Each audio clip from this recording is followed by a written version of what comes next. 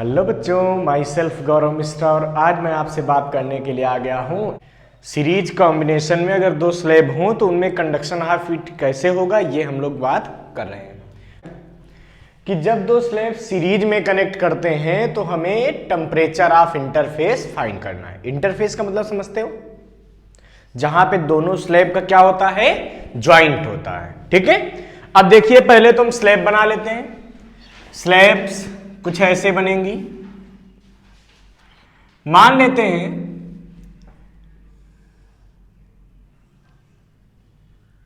कि ये दो स्लैब हैं। ठीक है,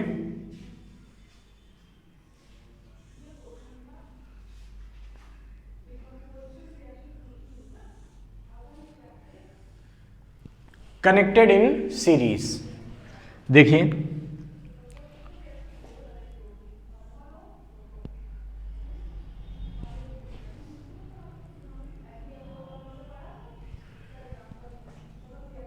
तो when two slabs are connected in series, मान लीजिए कि दो स्लैब हैं और इस तरीके से कनेक्टेड हैं। ठीक है, अब इनमें हमको सबसे पहले टेम्परेचर ऑफ इंटरफेस फाइंड करना है। टेम्परेचर ऑफ इंटरफेस का मतलब जहां पे दोनों स्लैब जुड़ रही हैं, जैसे एक स्लैब ये है और एक ये, जहां ये दोनों क्या हो रही हैं, कनेक्ट हो रही हैं, उस पॉइंट का हमको यहां पे टेम्परेचर बताना है। कैसे बताएंगे जरा ध्यान देते हैं। ठीक है, हमने मान लिया कि ये दो स्लैब हैं और ये स्टेडी स्टेट में है। कैसे हैं, स्टेडी स्टेट में। यहां से एनर्जी दी जा रही है और यहां से एनर्जी निकल रही है। ठीक है, आपको पता है कि अगर ये स्लैब सीरीज में है, इसका सीधा सा मतलब ये है कि rate of flow of heat जो फर्स्ट स्लैब में होगी वही सेकंड स्लैब में होगी। ये तो हमको पहले से पता है। क्यों? क्योंकि in steady state there is no absorption of heat in the rods. ठीक है, अब देखिए हम मान लेते हैं कि ये जब यहां से हीट सप्लाई की जा रही है तो हमको पता है ये टेम्परेचर कैसा होगा, हॉटेस्ट होगा इस रॉड पे, इस स्लैब पे। इसका मतलब इसको हम बोलेंगे हॉट एंड, और जहां पे टेम्परेचर लोवेस्ट होगा वो क्या बोलेंगे, कोल्ड एंड। तो ये तो हमको पता है कि जहां से एनर्जी हम देते हैं वो क्या होता है, हॉट एंड होता है, सबसे ज्यादा वही टेम्परेचर होता है। और जहां से एनर्जी बाहर निकलती है वो क्या होता है, सबसे कम टेम्परेचर होता है, तो वो हो गया हमारा कोल्ड एंड। ठीक है, हमने मान लिया कि दोनों स्लैब्स की लेंथ L1 और L2 है। ठीक है, cross sectional area in slabs का A है, सबका क्रॉस सेक्शनल एरिया A है। सपोज किया पहली स्लैब की थर्मल कंडक्टिविटी K1 है और दूसरी स्लैब की थर्मल कंडक्टिविटी K2 है, and the temperature of interface means junction of two slab is theta. हमने मान लिया इन दोनों का जो जंक्शन का टेम्परेचर है वो क्या है, थीटा है। तो अब टेम्परेचर ऑफ इंटरफेस निकालेंगे कैसे? तो भाई हमने समझ लिया है कि ये दोनों स्लैब अगर सीरीज में कनेक्टेड हैं तो पर सेकेंड यहां से जितनी एनर्जी फ्लो होगी उतनी ही पर सेकेंड यहां से भी आगे बढ़ेगी। क्योंकि स्टेडी स्टेट में है तो कोई एब्जॉर्प्शन ऑफ हीट नहीं होगा। इसका मतलब H1 is equal to H2 होना चाहिए। अब देखिए जब H1 is equal to H2 होना चाहिए, इसका मतलब क्या हुआ, वैल्यू पुट कर दो H1 की। तो H1 कैसे निकाल सकते हो इससे, H1 is equal to K1, देखो क्या आएगा, एरिया A, टेम्परेचर डिफरेंस। तो पहली स्लैब का टेम्परेचर डिफरेंस कितना होगा, सोचो, θ1 minus theta upon L1। H2 is equal to क्या आएगा हमारे पास, H2 इज इक्वल टू K2A theta minus θ2 upon L2। कोई दिक्कत तो नहीं है। We know that in steady state the rate of flow of heat in both rod is same. That's why H1 is equal to H2. On putting all the values we get K1A θ1 minus theta upon L1 is equal to K2A theta minus theta 2 upon L2। ए से ए क्या हो सकता है, cancel हो सकता है, cross multiply कर लें, कोई प्रॉब्लम तो नहीं होगी।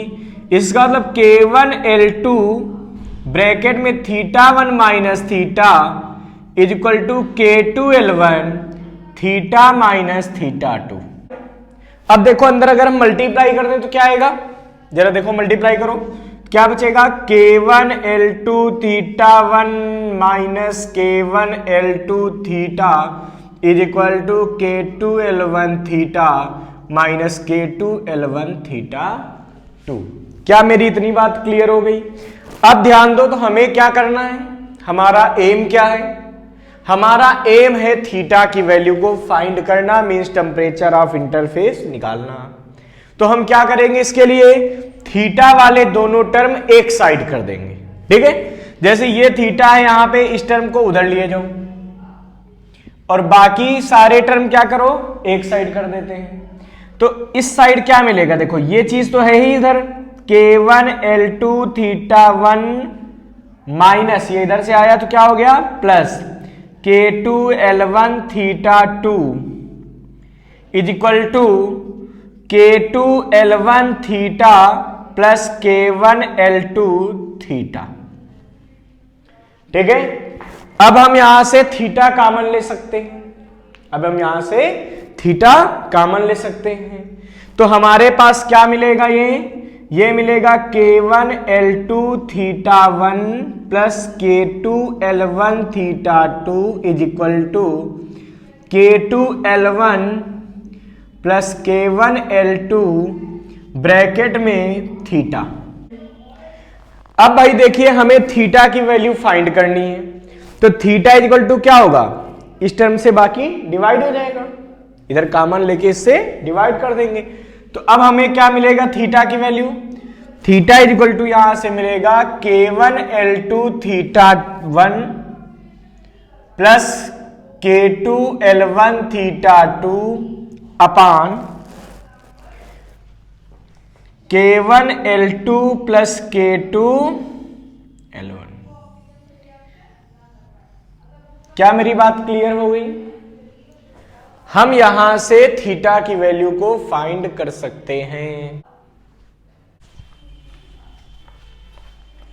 अब नेक्स्ट टॉपिक हमारे पास में क्या आ गया, equivalent thermal conductivity. Equivalent thermal conductivity समझते हो, जैसे इक्विवेलेंट रेजिस्टेंस निकालते थे हाई स्कूल में हम लोगों ने निकाला है। तो इक्विवेलेंट थर्मल रेजिस्टेंस का मतलब क्या होता था, इसका मतलब ये होता था कि अगर दो अलग अलग रेजिस्टेंस है, मान लीजिए 3 ओम और 5 ओम का है, उनको सीरीज में ऐड किया तो कितना आ गया, 8 ओम, 3 + 5 8 ओम। इसका मतलब ये होता था कि आप चाहे 3 और 5 वाले को सीरीज में लगाइए, आपस में कनेक्ट करके लगा दीजिए, या फिर इन दोनों को हटा दीजिए, उसकी जगह केवल 8 ओम का एक रेजिस्टेंस रहे, तब भी वो वही काम करेगा जो ये दोनों मिलकर कर रहे हैं। ये होता है इक्विवेलेंट का मतलब, कि मतलब चाहे उन दोनों को यूज कीजिए, चाहे उनकी जगह इतनी रेजिस्टेंस का एक कोई रेजिस्टेंस यूज कर लीजिए, ठीक है। तो हम क्या करेंगे, अब इक्विवेलेंट थर्मल कंडक्टिविटी फाइंड करेंगे। कहानी वही पुरानी है कि हम मान लेंगे इनकी लेंथ L1 और L2 है, एरिया A है, और एक का टेम्परेचर θ1 हॉट एंड का, कोल्ड एंड का θ2, और इंटरफेस का टेम्परेचर θ। अब देखिए वी नो दैट H1 बराबर H2 बराबर, इनको हम H कह दें तो कोई दिक्कत। तो अब हम क्या करेंगे, फर्स्ट स्लैब के लिए यूज करेंगे। देखो फॉर फर्स्ट स्लैब, पहली स्लैब के लिए अगर देखो तो H1 की वैल्यू किसके बराबर है, H के। H1 की वैल्यू किसके बराबर है, H के। और इसको किसके बराबर लिख सकते हैं, देखो पहली स्लैब के लिए rate of flow of heat क्या होगा, तो H बराबर क्या होता है, KA θ1 माइनस θ2 अपान L। तो यहां पे देखेंगे K की जगह K1 A θ1 minus θ upon length ये आ गई L1। इसका मतलब ये हुआ कि θ1 माइनस थीटा की वैल्यू कितनी आ जाएगी, HL1/K1A। This is equation number 1। अब हम बात करते हैं फॉर स्लैब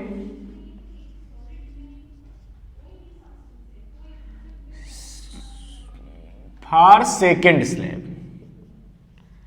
सेकेंड स्लैब के लिए जरा देखिए क्या होगा। जब सेकेंड स्लैब की बात करोगे तो H2 बराबर कितना आएगा, H, भाई H1 H2 क्या है, सेम है, और हमने इनको क्या नाम दे दिया, H दे दिया दोनों को। तो H2 इज इक्वल टू क्या लिख सकते हैं, H इज इक्वल टू क्या है, K2A। देखो K2A टेम्परेचर डिफरेंस कितना होगा, थीटा माइनस θ2/L2। यहां से अगर आप थीटा माइनस θ2 की वैल्यू फाइंड करते हैं तो क्या आएगा, HL2/K2A। This is equation number 2। ठीक है, on adding equation 1 and 2 add कर दीजिए, क्या बनेगा सोचिए। देखिए ये प्लस का थीटा ये माइनस का थीटा ऐड करते ही क्या हो जाएगा, कैंसिल हो जाएगा। क्या बचेगा हमारे पास, इधर देखिए लिखी दे पूरा, θ1 minus theta plus theta minus θ2 is equal to, इधर देखिए जब ऐड करेंगे तो H दोनों में कॉमन ले सकते हैं, अपान में A दोनों में कॉमन ले सकते हैं, तो H/A कॉमन आ गया, तो क्या बचेगा, L1/K1 प्लस L2/K2। अब जरा तुम ध्यान दो तो थीटा से थीटा क्या हो जाएगा, कैंसिल। इट मींस θ1 माइनस θ2, देखिए θ1 minus θ2 is equal to H/A L1/K1 plus L2/K2। अब ध्यान दीजिए,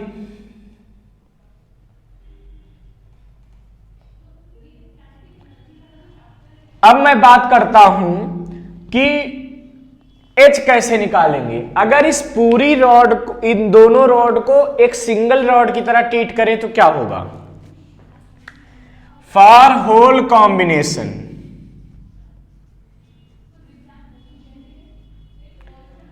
अगर इस पूरी रॉड को एक रॉड की तरह ट्रीट करूं तो क्या होगा, तो हमको ऐसा महसूस होगा कि यहां से Q हीट पर सेकेंड, H हीट पर सेकेंड दी जा रही, यहां से H निकल रही, ये तो महसूस होगा। इसका मतलब उस समय H इज इक्वल टू क्या आ जाएगा, K, क्योंकि अब इसको पूरे को एक रॉड की तरह ट्रीट कर रहे हैं, तो इक्विवेलेंट थर्मल कंडक्टिविटी K आ जाएगी इनटू A, एरिया कितना है A, टेम्परेचर डिफरेंस, तो इस पूरे को एक रॉड मान लें तो बीच में कहीं देखने की कोई जरूरत नहीं है। इसका मतलब हम केवल एक इंड से दूसरे इंड को देखेंगे, तो इसका मतलब टेम्परेचर डिफरेंस कितना होगा, θ1 माइनस θ2 अपान लेंथ, लेंथ अब यहां से यहां तक की पूरी देखी जाएगी, तो अपान में क्या आएगा, L1 प्लस L2। हाँ H आ गया। अब जरा आप ध्यान दीजिए, इस H की वैल्यू इक्वेशन नंबर 3 में पुट कर देंगे, put value of H in equation 3, तो हमें क्या मिलेगा सोचिए जरा, ये मिलेगा θ1 minus θ2 is equal to H, H की जगह KA θ1 माइनस θ2 अपान L1 प्लस L2। ठीक है, H की वैल्यू हो गई, अपान में क्या है A, अपान में क्या रखेंगे A, और क्या मिला साथ में L1/K1 प्लस L2/K2। जरा ध्यान दीजिए, यहां पे आपको सीधा सीधा दिख रहा है कि A से A कैंसिल हो सकता है, क्यों भाई, ये θ1 यहां का, ये θ1 माइनस θ2 यहां का भी कैंसिल हो सकता है। कहने का सेंस अब K की वैल्यू क्या आएगी, यहां पे आप ध्यान से देखिए तो क्या आएगा K की वैल्यू, ये क्रॉस मल्टीप्लाई से इधर और ये मल्टीप्लाई में, तो ये उधर क्या हो जाएगा डिवाइड में। इसका मतलब K की वैल्यू हमें क्या मिलेगी, so K is equal to L1 plus L2, देखो ये मल्टीप्लाई में, बाकी ये पूरा क्या हो जाएगा उधर डिवाइड में, तो अपान में क्या मिलेगा L1 upon K1 plus L2 upon K2। This is equivalent thermal conductivity of two rods. अब देखिए क्या करना है, जब K की वैल्यू फाइंड हो गई है, अब अगर मान लिया जाए कि बहुत सारी रॉड जुड़ी हूं, ठीक है, स्पेशल केस अब हम लोग करेंगे कि अगर एक से ज्यादा रॉड जुड़ी हो तो क्या करेंगे। देखो स्पेशल केसेस, तो हमने भाई K बराबर क्या निकाल लिया है, K इक्वल टू हमने कैलकुलेट कर लिया L1 प्लस L2 अपान L1 upon K1 plus L2 upon K2, ठीक है। अब इसमें पहला स्पेशल केस होता है, ठीक है, कि if L1 is equal to L2 is equal to L, अगर दोनों स्लैब्स की लेंथ को हम क्या कर दें इक्वल सपोज कर लें, तो क्या होगा सोचो। अगर L1 L2 दोनों की वैल्यू सेम होगी, इस सिचुएशन में K की वैल्यू क्या आएगी, K इक्वल टू क्या आएगा यहां पे L प्लस L अपान K1 प्लस L अपान K2। कोई प्रॉब्लम तो नहीं। अब देखिए क्या होगा भाई, ये हो गया K is equal to 2L, L common हो गया तो 1 upon K1 plus 1 upon K2, L से L क्या हो गया कैंसिल, तो ये क्या मिलेगा 2K1 K2 अपान K1 प्लस K2। कैसे आया, LCM लिया गया और ये रेसिप्रोकल कर दिया, तो K इक्वल टू क्या आ गया 2K1 K2 अपान K1 प्लस K2। इसका मतलब अगर दोनों स्लैब की लेंथ सेम है तो इक्विवेलेंट थर्मल कंडक्टिविटी क्या होगी 2K1 K2 अपान K1 प्लस K2, ठीक है। इसके बाद बात आती है second case. Second special case ये होता है कि if there are n slabs, अगर यहां पे क्या मान लें n slabs, if there are n slabs, ठीक है, तो n रॉड जुड़ी हो तो क्या होगा, मतलब उन रॉड की length L1 L2 L3 dot dot dot Ln तक है, ठीक है, उनकी thermal conductivity K1 K2 K3 dot dot dot Kn तक है। तो अब हमको अगर कहा जाए कि n रॉड जोड़ते चले जाए, ठीक है, 3 4 5 6, और हमसे कहे कि अब K की वैल्यू फाइंड कीजिए, इक्विवेलेंट थर्मल कंडक्टिविटी फाइंड कीजिए, तो हम क्या करेंगे भाई, इस सिचुएशन में हम K इज इक्वल टू यही फार्मूला यूज कर लेंगे, कौन सा L1 plus L2 plus L3 plus dot dot dot plus Ln अपान L1 upon K1 plus L2 upon K2 plus L3 अपान K3 dot dot dot Ln अपान Kn, ठीक है। इस तरीके से हम इक्विवेलेंट थर्मल कंडक्टिविटी तब भी निकाल सकते हैं जब दो से ज्यादा स्लैब अटैच्ड हो, एक दूसरे से जुड़ी हुई हो। हेडिंग लिखो इक्विवेलेंट थर्मल रेजिस्टेंस। इसको कैसे करेंगे, तो भाई ऐसा है, अब हम लोग इक्विवेलेंट थर्मल रेजिस्टेंस कैलकुलेट करेंगे। कैसे कैलकुलेट करेंगे भाई, ऐसा है, हमको पता है कि अगर दो स्लैब हैं L1 L2 लेंथ की, इस तरीके से ऐड कर दी गई स्टीडी स्टेट में, ठीक है, तो किसी एक स्लैब का रेजिस्टेंस कितना होगा, क्या फार्मूला था, θ1 minus θ2 upon H, this is the formula of the thermal resistance, ठीक है। हम सपोज कर लेते हैं कि पहली स्लैब का रेजिस्टेंस R1 है, पहली स्लैब का रेजिस्टेंस कितना है R1 और दूसरी स्लैब का रेजिस्टेंस R2। मान लिया कि पहली स्लैब का रेजिस्टेंस क्या है R1 और दूसरी का R2। ये कौन सा रेजिस्टेंस है? थर्मल रेजिस्टेंस है। ठीक है, अब देखिए R1 इज इक्वल टू क्या होगा, सोचिए क्या होता है θ1 माइनस θ2 अपान H। और आपको तो पता है कि H1 is equal to H2 is equal to H। It means अगर पहली रॉड के लिए बात करेंगे, पहली स्लैब के लिए बात करेंगे तो θ1 minus θ upon H rate of flow of heat. तो H1 आना चाहिए, बट आपको पता है ना H1 को आपने क्या मान रखा है, सपोज कर रखा है H। तो R1 इज इक्वल टू क्या हो जाएगा θ1 minus θ upon H। This is equation number 1 for second slab. ये किसके लिए था? ये था for first slab. For second slab अगर मैं बात करूं तो हमें क्या मिलेगा,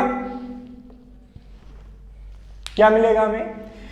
ये हमें मिलेगा R2 इज इक्वल टू क्या मिलेगा, सोचो θ माइनस θ2 क्या आएगा θ minus θ2 upon rate of flow of heat in second slab. इसमें वो हमने सपोज कर लिया H2, लेकिन जब स्टीडी स्टेट में है तो H1 H2 तो बराबर है, तो कुछ सोचना नहीं, तो θ1 minus θ2 upon H। This is equation number 2 for whole combination. ठीक है, इन दोनों के लिए फॉर कंबाइंड सिचुएशन, दोनों को एक साथ देखिए। ठीक है, तो कंबाइंड सिचुएशन के लिए जो नेट थर्मल रेजिस्टेंस होगा वो किसके बराबर होगा? इन दोनों, इस पूरी रॉड को एक सिंगल रॉड की तरह देखेंगे, और ये जो R होगा ना, ये होगा equivalent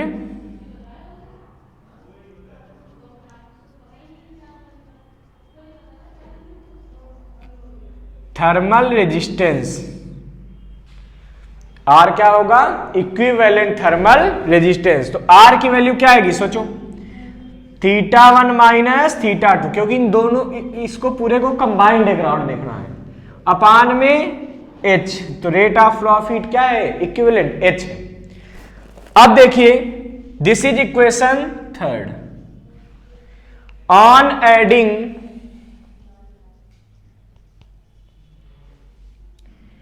equation first and second, what we get? R1 plus R2 is equal to θ1 minus θ upon H plus θ minus θ2 upon H। It means R1 plus R2 is equal to क्या आएगा, देखिए H एलसीएम, तो क्या बचेगा θ1 minus θ plus θ minus θ2। ये दोनों आपस में क्या हो गए? कैंसिल हो गए। जब ये कैंसिल हो जाएंगे तो हमारे पास क्या बचेगा? R1 plus R2 is equal to θ1 minus θ2 upon H। और देखिए θ1 माइनस θ2 अपान H क्या है? Equivalent thermal resistance. इसका मतलब ये हुआ कि इस सिचुएशन में, सो फ्रॉम इक्वेशन 3, तीसरी इक्वेशन का जब यूज करेंगे तो R1 प्लस R2 किसके बराबर मिलेगा? R। It means thermal resistance equivalent जो होता है वो कुछ कुछ कैसा चलता है? करंट वाले रेजिस्टेंस की तरह। क्यों? जो resistance in the electric circuit होता था, कुछ वैसा ही बिहेवियर किसका होता है? थर्मल रेजिस्टेंस का भी। ठीक है, तो this is R is equal to R1 plus R2।